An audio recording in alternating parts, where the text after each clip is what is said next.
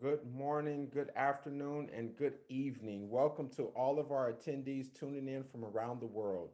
Today's broadcast of Invisible Women in Sport is an Institute for Sport and Social Justice production.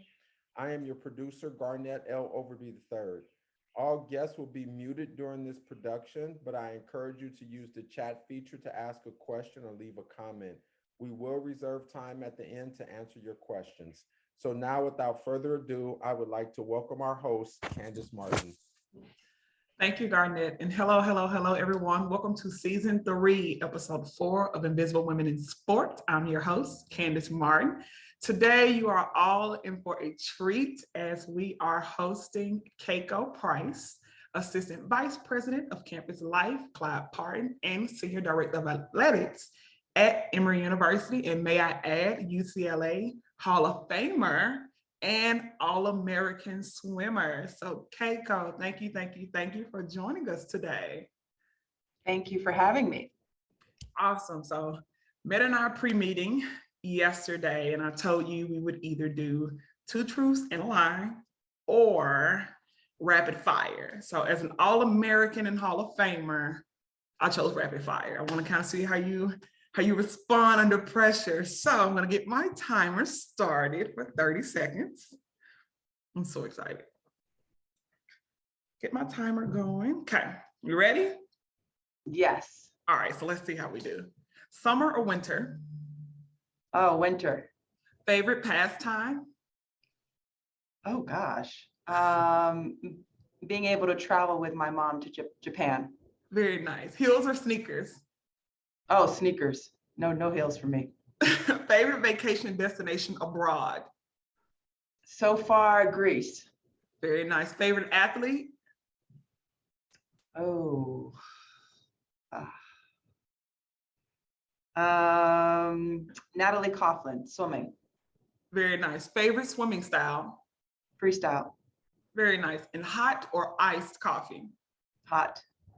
Oh, very nice. Smooth ending. We did run out of time on the timer, but you definitely finished with grace and poise. So definitely, it was a lot of fun. So for our viewers, spoke with Keiko yesterday, and she told us she enjoys traveling abroad. So I definitely want to hit on those things. And also she enjoys coffee. So I wanted to see which one did you prefer over the other? So she is a hot coffee drinker. Very nice. So let's jump right in, Keiko. So as we kind of talked about yesterday, kind of go through what your background was, what you're doing now, and kind of whatever tips and tricks you'd like to provide young professionals and women of color that are looking to either in the sports industry or just any industry at all, just what kind of advice you can provide for them. So pretty much let's just start off. Tell us about your start in the sports industry. Where did it start for Keiko?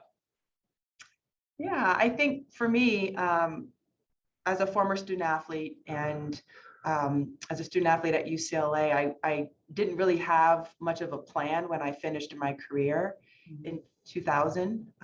And so after hustling in LA, working 3 different jobs, trying to make ends meet, I decided that I wanted to get into academic support and student development for student athletes so that I could provide them the direction that I didn't have. And so I applied to the master's program at UC Berkeley. Back then, it was one of the first where there was an area of focus on higher ed and athletes and academic achievement. I was able to intern as a graduate assistant in the Academic Studies Center, and that's really where my career began. I was able to gain exposure to academic support, student development, work with various Olympic sports teams, work with football, and there from then on, my career just blossomed. I did the same job at Stanford, and then I went back to Berkeley to work strictly with football and managing the football academic support services. And then I decided I wanted to go into administration. And that's how I ended up at the University of Illinois, Champaign-Urbana, and moved to the Midwest to oversee academic support and student development at the U of I, and was fortunate to be able to gain more experience in athletic administration through the athletic director there, Josh Whitman, who provided me opportunities to be a sport administrator, be a part of his executive leadership team. And then from there, I decided, I think I want to go for the AD job, and not any old AD job, but the right job for me. And that's how I ended up at Emory. Absolutely. So you dropped a lot of things that we're going to talk about. So I'm just going to build off of those. So pretty much I want to start with, as a woman of color competing in a dominated sport, not many women look like you. So how was that experience for you? And how do you believe that that shaped you into the professional and the woman that you are today? Yeah, so my experience was a little bit unique as a swimmer. While I was not, there weren't very many Black swimmers competing back in the 90s when I was an athlete in high school and in college.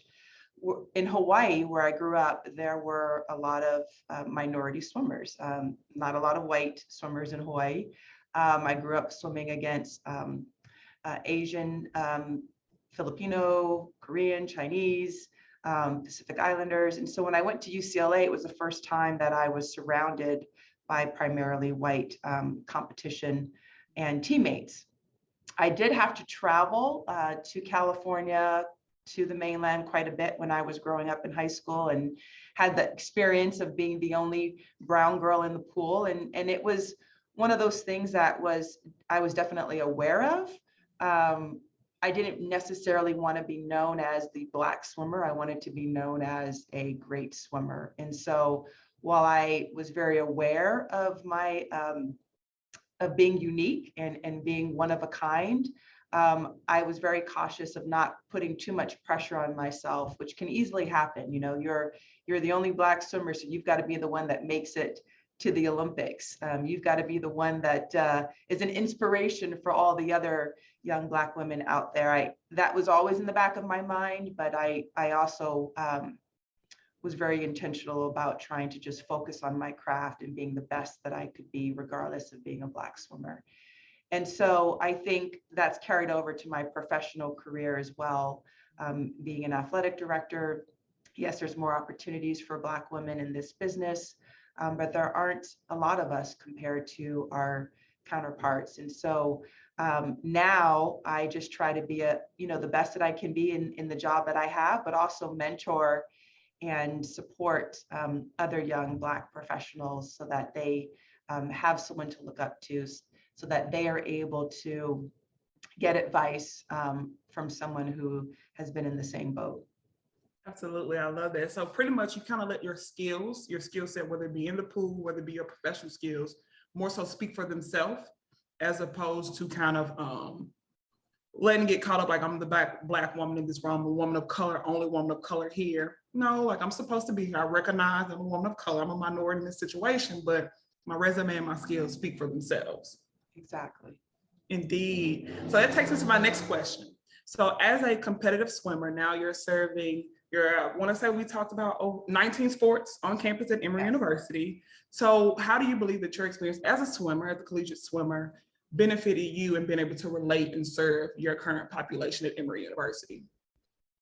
Yeah, I think I'm able to relate to the student athlete experience here, given my experience being a student athlete at an academic research tier 1 institution, UCLA. I understand the demands that the student athletes are faced with their time commitment in their sport, but also balancing high level academics. I understand the pressures that come with being an athlete. I understand what it's like to be injured. I understand the mental strain that they have to go through. But I also am able to, because I know that and I know what it takes to be successful, I'm here to be able to provide the support that I think that they need, whether it's mental health support, nutrition support, facility support, coaching support. I get it because I've been there. And so I think it's been a huge asset for me at every institution that I've worked at. Absolutely. So now we're going to dive into your first athletic director role at Emory University. We're going to take a deeper dive into that. So my first question would be, as athletic director, elite swimmer, academically very intelligent. So you talked about how you kind of identified a university that the list of universities you would like to work for, but not just any university. So talk a little bit about that. Like, how was that process for you solidifying a short list of universities that you were interested in, that kind of match your wants and needs, but where you could also be an asset to that institution, how you kind of decipher between why not this one over this one and what that process was like for you. Yeah, I think for me, throughout my career, I've been pretty selective with where I work, the jobs that I take, and who I work with and for.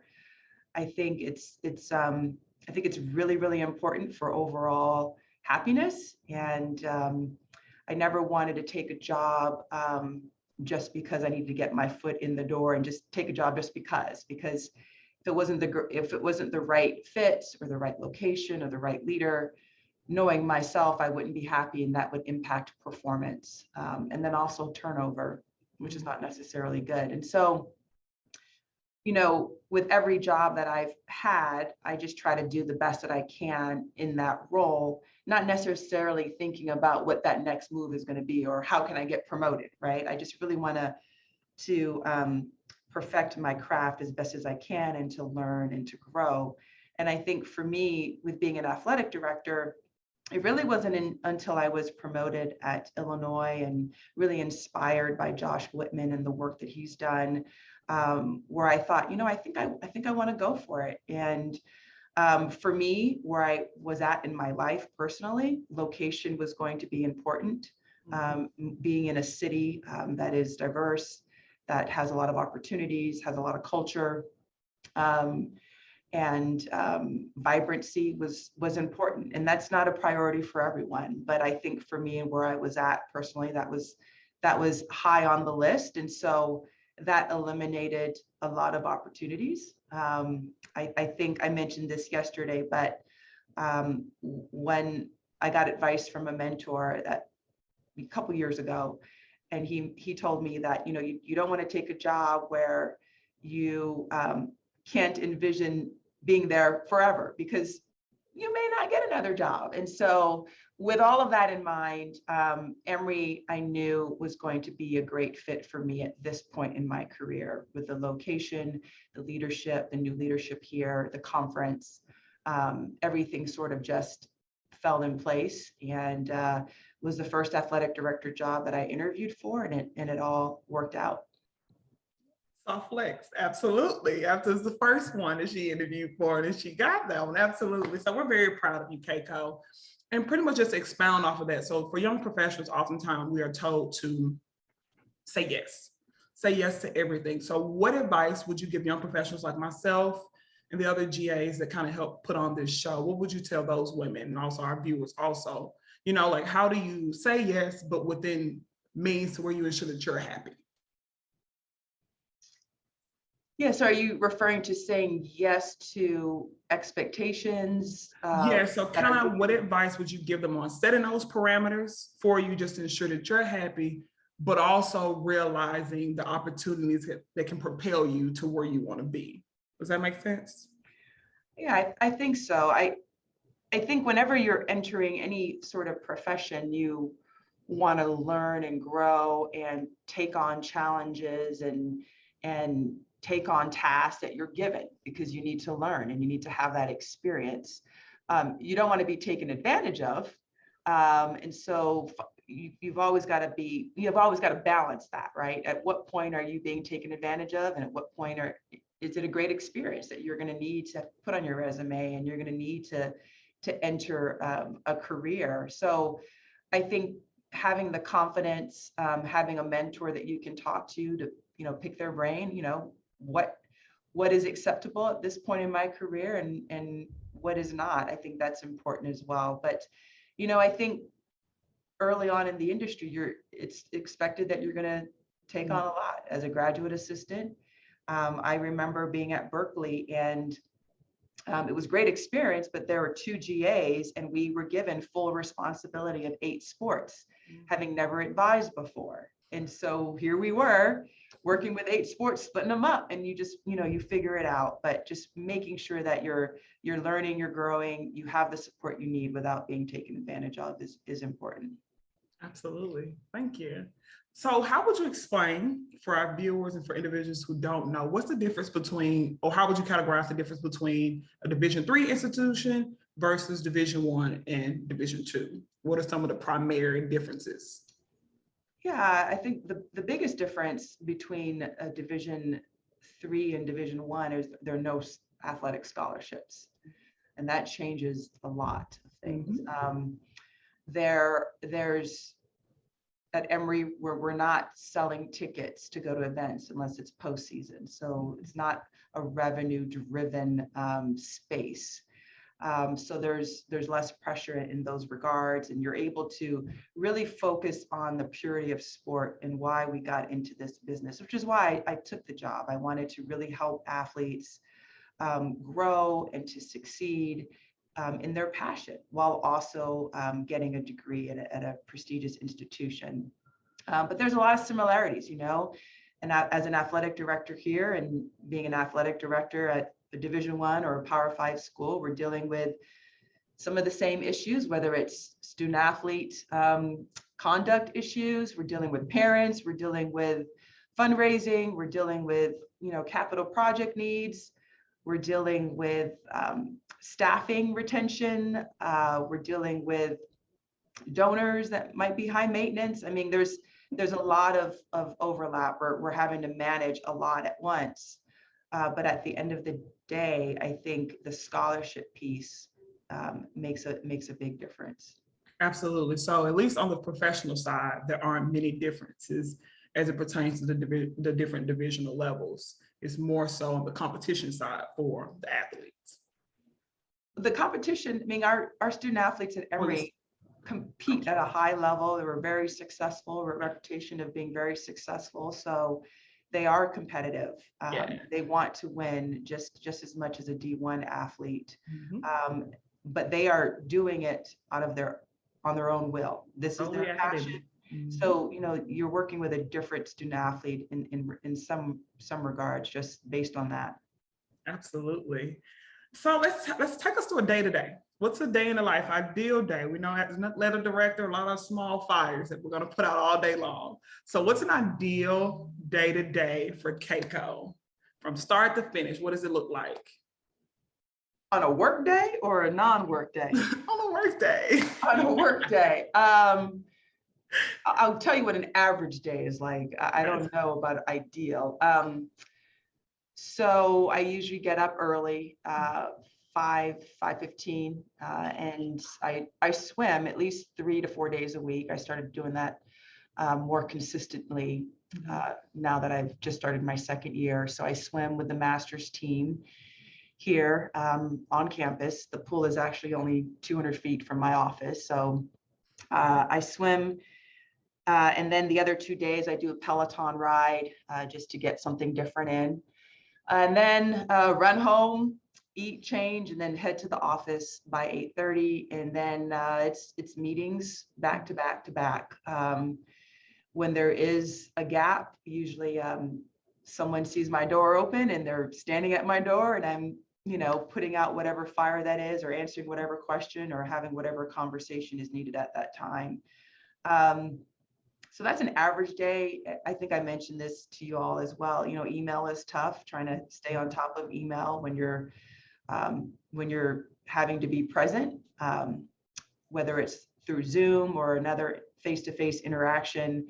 I've sort of come to the realization that I won't be able to respond to every email. I do my best to check, but not everybody's going to get a response. But that doesn't mean that I don't acknowledge their request or the touch point. And so I think that's an average day. I try to, now that I'm a little bit more settled, I try to set an example for my staff with work-life balance, you know, trying to get out of the office by 6, just so that I can have somewhat of a life after work. End the day with a nice glass of wine and some dinner, and then maybe watch Netflix or a show, and then I'm usually in bed by 10:30 to start all over again. Very nice. So you talked about taking care. We talked a lot about self-care yesterday. So how does Keiko like to recharge and reset? So now we're going on those non-work days. So how does Keiko like to recharge and reset? And also how does Keiko emphasize and how she allow that same opportunity for her staff?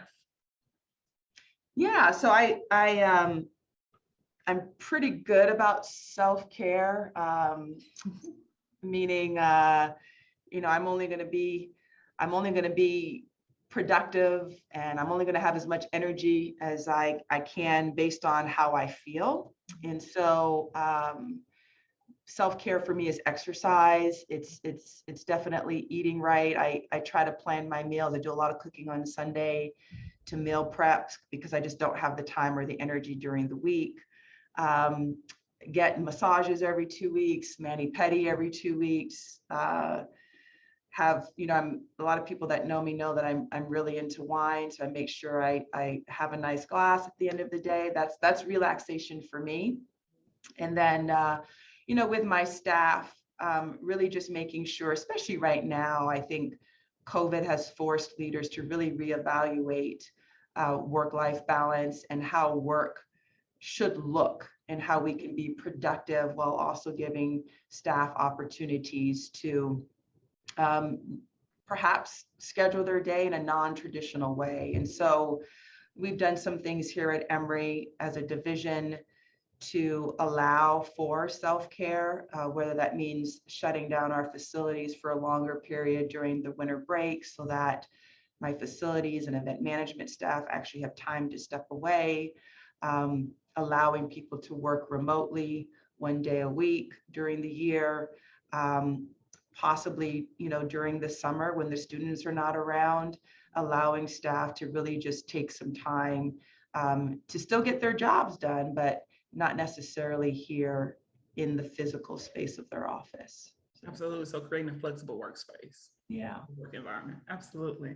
So I would like to ask, what was the last meal that you prepped? So kind of tell us how's Keiko eating? What is Keiko like? Oh, I do like to eat, and I'm kind of a foodie too. So this tastes much better than it sounds, but my mother, when she visited a couple months ago, found a recipe on a magazine. Very, very easy. It's poached salmon, but you poach it in a bath that is made with chamomile tea, ginger, sesame oil, green onions, and it's fabulous. So you poach the salmon in that, and I had that with some mashed potatoes and some sauteed Swiss chard, and it was fabulous. And so I ate it for 3 days in a row. But yeah, that was just a few days ago.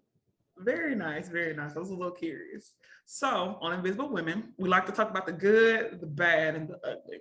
So I know yesterday we spoke a little bit about some of the difficulties you may or may not have experienced in your role as an AD at Emory University. So kind of tell us some of those highlights, some of those good things, but also talk about some of those challenges that you've kind of faced a little bit over it's almost been a year, correct? Yes, it's been just over a year. Yeah. So yeah, let's talk about some of those challenges that you've faced in your year of being with Emory University or your athletic director role in general. Yeah, I think the biggest challenge wasn't a surprise for me. When I interviewed, I knew that Emory was very risk averse with COVID.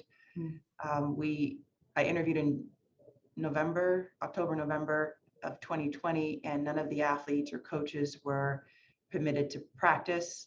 The conference was not competing at that point, but student athletes were not on campus practicing. And so I started the job in December and spent 2 months really working hard, developing proposals to present to medical experts, epidemiologists, and campus leadership to really let them know that we can come back safely. We can do our due diligence to ensure that our athletes will be okay if they practice and then eventually compete. And so we didn't start practicing until February of 2021, and we didn't start competing until April of 2021. And so that was tough. It was really hard.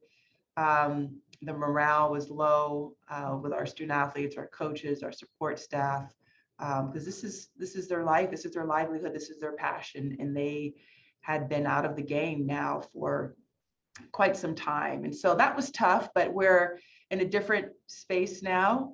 And so now I'm able to focus on other priorities besides COVID and COVID relief. And so that's been exciting, but that's been a challenge.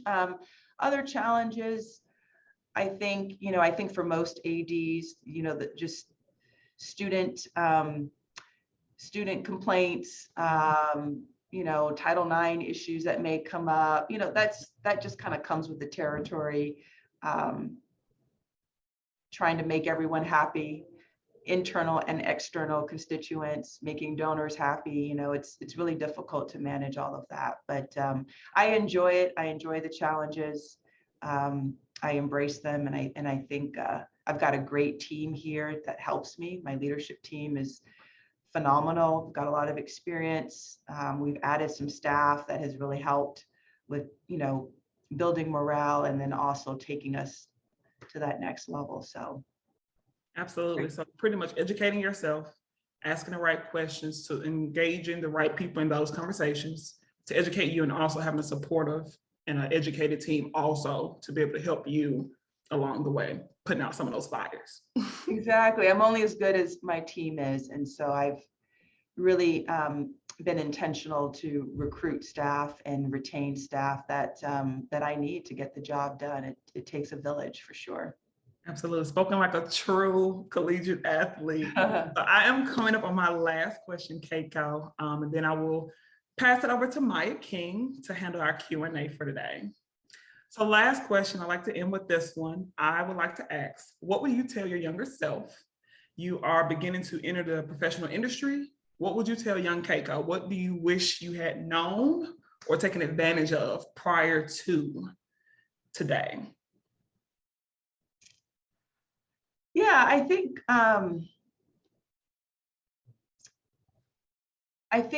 as a woman of color, we often get pigeonholed in our careers.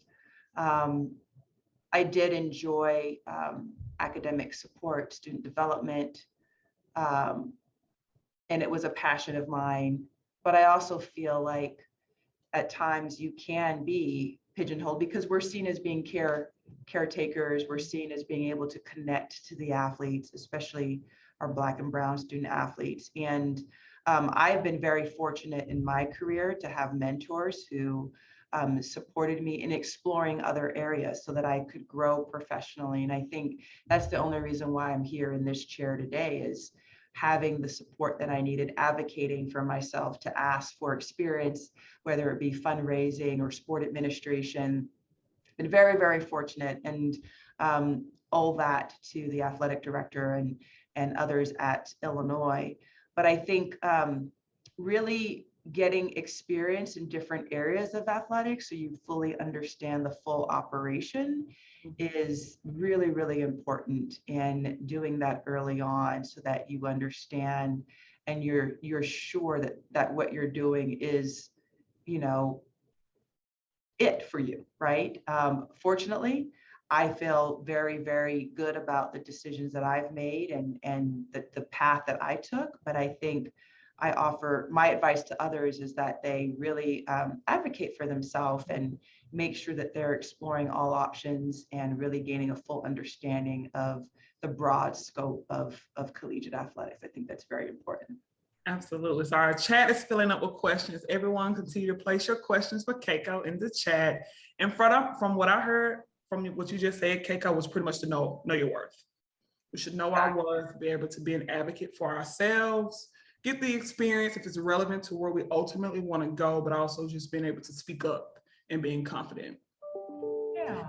Absolutely. Well, thank you so much, Keiko. This was a pleasure. Thank you so much for taking some time and speaking with us today. And I'm going to pass it over to Maya King for Q&A.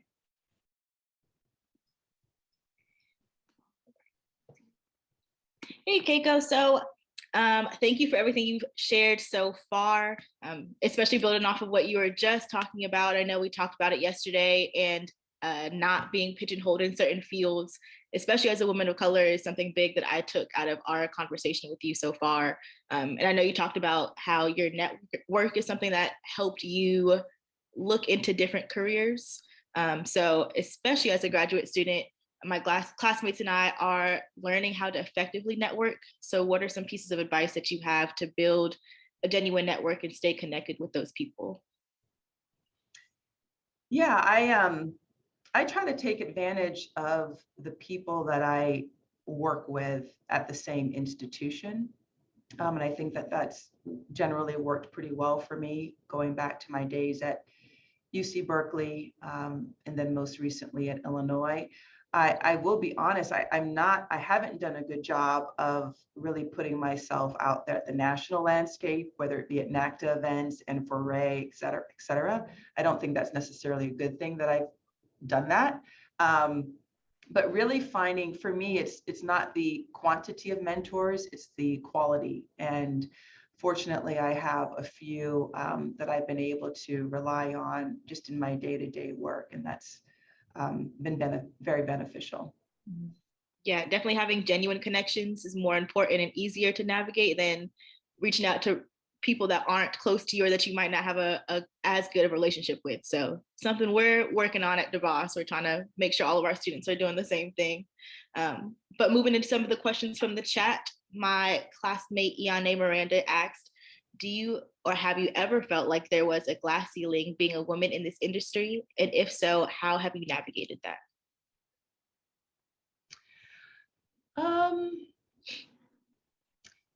I think for me, I've really just tried to focus on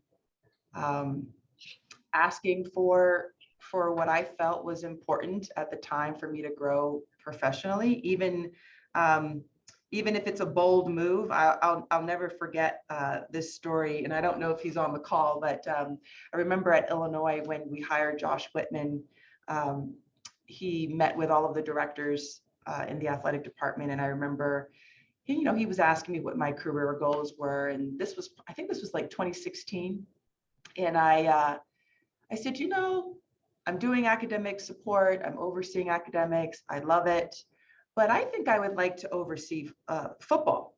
I know there's not a lot of women in the country that get to oversee football, so I like to oversee football.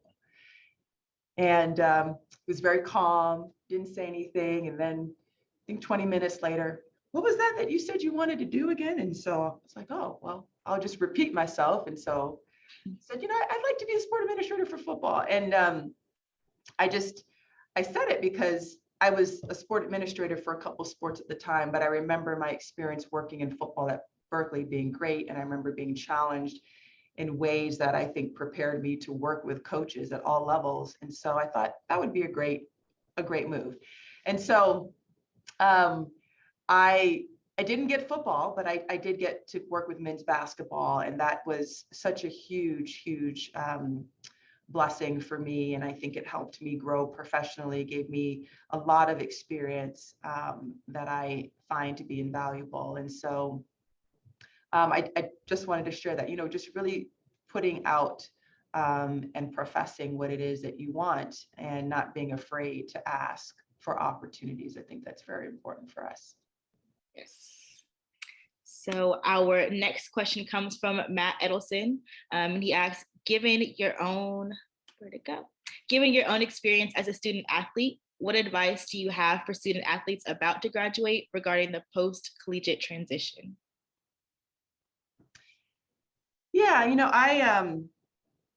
it's really hard. Our athletes today put so much pressure on themselves. I saw it at Illinois. I saw it, at Berkeley, and even more so now at Emory, where they feel like if they don't have a job or an internship lined up, that they're a failure. And so my advice to student athletes is to do what you love.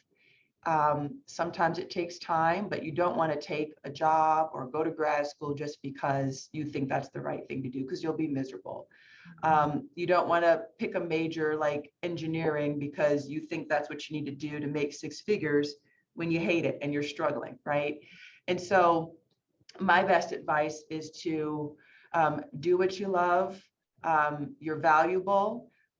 Sometimes things take time, but that doesn't mean it's not going to work out. And I have those conversations all the time with student athletes. Sometimes it's okay to take a year off and just explore and, go on informational interviews, work, not necessarily don't take a job necessarily as a career, but just a job that maybe can buy you some time until you figure out what it is that you really, really want to do. And then I also tell our student athletes to take advantage of the resources that they have at their institution so that when they are ready to pursue a career, they're prepared. And whether it's the programming offered in their student athlete development office with transition programming, I know a lot of institutions are doing that. We're doing that here at Emory, helping students to prepare for interviews, helping them to negotiate their salaries, helping them to be market ready. All of that is important to do and to take advantage of for that time when you're ready to enter the workforce.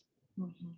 And I think that first piece is applicable to anybody who's entering the next phase of their careers, like learning how to be patient and just wait for the next opportunity to come about and not feel as though you have to rush that piece to come. So Yeah. Good for me to hear as well. Yeah, I think for me, when I went to Berkeley, I started training again with Terry McKeever while I was in graduate school. And this would have been for the 2004 Olympic trials. And once again, I didn't really have a plan. So this is the second time that I retired. And so I thought I was going to go into pharmaceutical sales. And I had shadowed someone out in the Bay Area. I had a former teammate that was helping me to get a job in pharmaceutical sales. And that was what I thought was going to be my plan to buy me time until I could figure out what that job would be. And it all worked out because I was able to intern in the academic center, and someone left and I was able to apply for that academic advising job, and it all worked out. But the important thing is just don't panic. You can have a plan, but sometimes you take a detour and it always works out. Mm-hmm. Sometimes easier said than done, but it is. So our next question from the chat comes from Sydney Moman, who asks, are there any skills you've had to learn or tap into as you've ascended into your career that aren't always talked about? Yeah.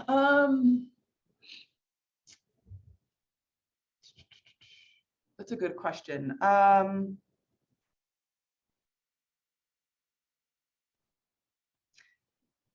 I think negotiation is a big one, whether you're negotiating for yourself, to get a salary or get a promotion, or negotiating for a coach.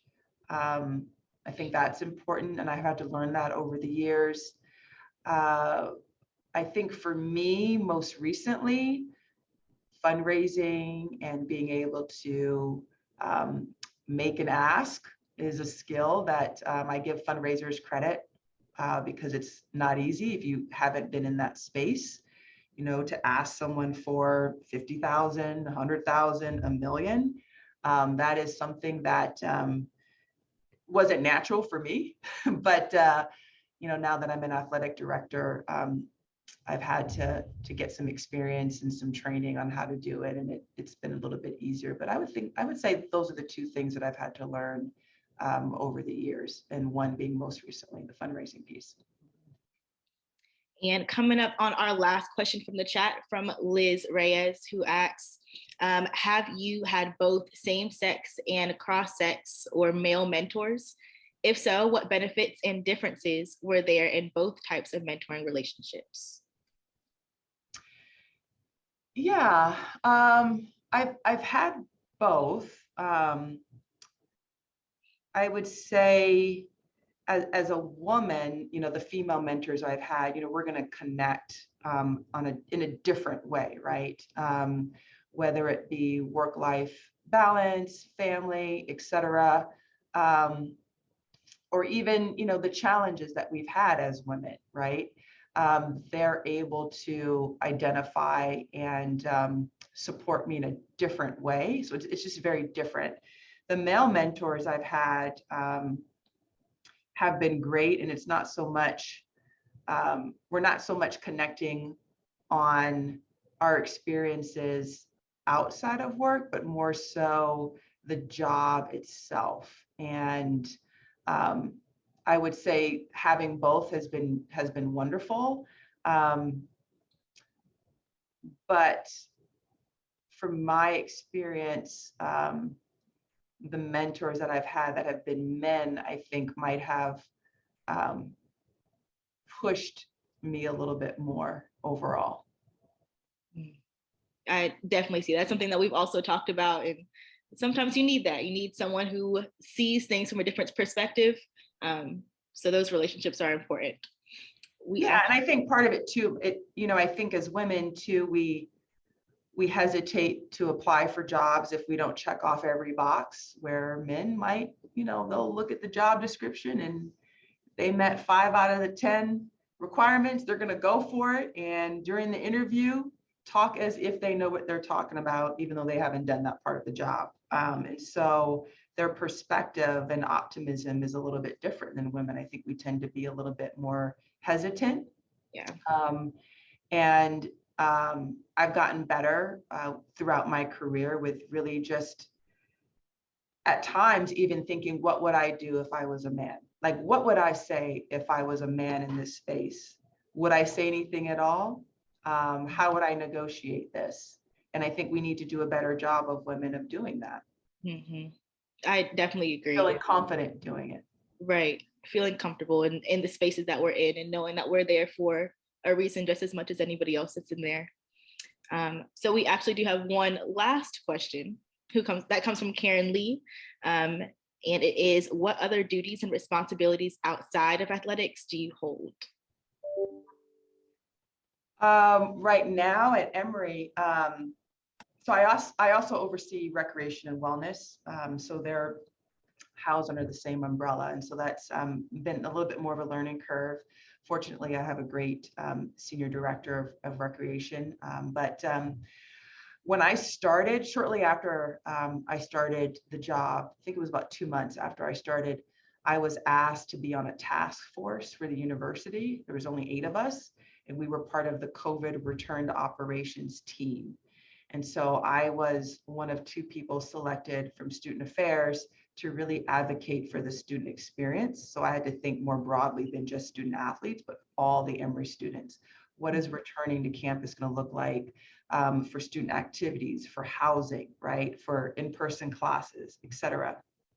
So I've been, even now, we're still meeting every week, busy with that. And it's really pushed me professionally to learn really quickly how the operations are at a new campus, and to really think more broadly than just the needs of all of our students, not just our student athletes. And so that kept me really busy. Actually, the first 8 months of the job, I was not able to do much more than that. And now I, reporting to Student Affairs, have had the time now to be very present and to be able to attend a lot of other activities on campus. I know, I think it was last week or the week before, my days are all a blur, but supporting our Asian students, the 1-year anniversary after the spa shooting here in Atlanta. I am half Japanese, so that was personal for me. And my mom was actually here in Atlanta when that happened. And so really just making sure that I'm supporting all of our students, in addition to our own student athletes. I think that's a responsibility that I take very seriously as a student affairs practitioner. All right. And thank you for everything that you shared with us so far. I'm going to go ahead and send it back to Candace to close out the show. Perfect. Thank you, Maya, so much for taking Keiko through Q&A. Keiko, I like to say, when I thought all the gems, we received them all, you just continued to drop more for about 10 to 15 more minutes. So I would like to say thank you for spending some time with us today in your busy schedule. And now I'm going to work to close out the show.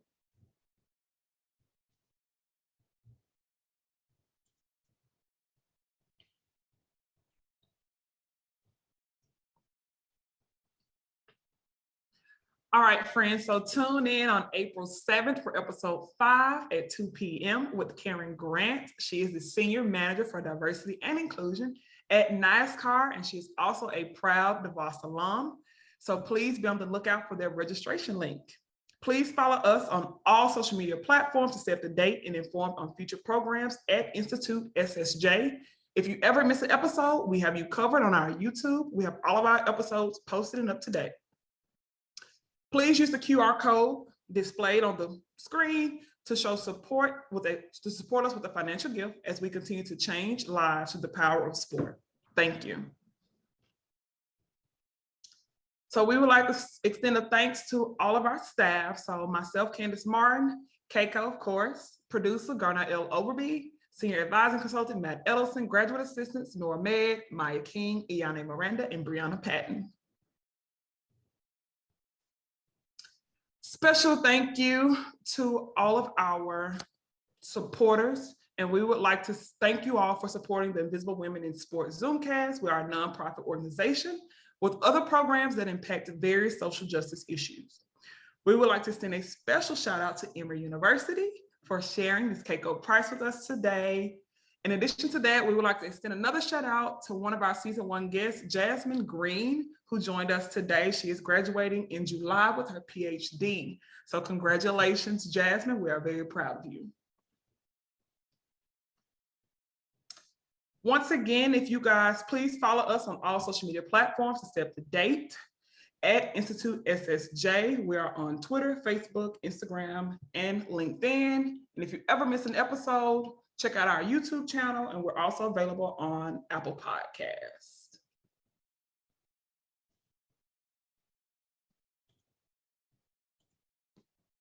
Viewers, we need your feedback to make Invisible Women in Sport the best it can be. Following today's episode, you will receive a short survey. Please complete and submit it back to us.